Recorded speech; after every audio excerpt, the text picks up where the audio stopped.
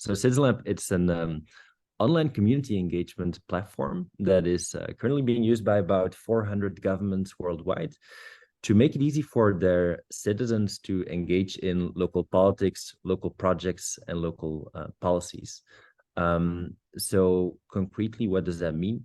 We offer a digital platform on which you as a resident can go to the platform of your city, have a look at what your government, on the one hand, might be working on. They might be working on a new climate action plan. They might be working on a new participatory budget for your neighborhood, or any other topic that you might be interested in. So you can, on the one hand, participate in those projects. And then on the other hand, more from the bottom up, you can come with your proposals that you have for your neighborhood or city, activate other people to think along, to start mobilizing them, to start voting on each other's ideas and proposals, and really that way make your voice heard, so that in the end, you have the possibilities and the empowerment to directly influence your local policies. So you basically digitalized the town square of Athens 2,500 years ago, something like that. Right. That's the idea, that we create a new public space, a more institutional public space as well. Then, like today, there are public spaces by private companies, Twitter and Facebook and social media networks. We are working with governments to create that agora that you're referring to, the public square, kind of, where people can come together with different opinions, where they can debate, where they can share their ideas, where they can vote for each other's ideas. So indeed, that's for us also the vision in the long run. We want to make it way more accessible, easy accessible, and we want to lower the barriers for people to engage in democracy, because democracy should be more than just going out to vote every 4, 5, 6 years. How can we get people involved in the more continuous way of participating in democracy? And that's what we hope to do by providing the online tools for people from wherever they are, whenever they want to participate, without having to go to a town hall meeting on a Tuesday night at 8 o'clock.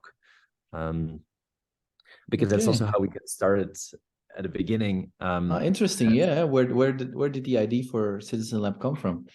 Yeah, as students in Brussels. So I started together with my two co-founders about 7 years ago. And as students in Brussels, we love the city. As you know, Brussels, as any other city, has its problems. And we had ideas for how to solve them, how we could make our neighborhood like a more fun and a more livable and a more beautiful place to live in. And then we started looking at what are the different options out here to actually make my voice heard as a citizen of Brussels. And then back then, no kidding, you could go on the city website of the city of Brussels and you could download a PDF form that you could print out, fill out, and send per mail, per letter to your city government. Thought, okay, that might be fairly doable to do better than this, and for people to actually engage in a low barrier, in a lighter way. We're using social networks all the time to communicate with each other. Why wouldn't we be able to do that with government? And why is government still so outdated?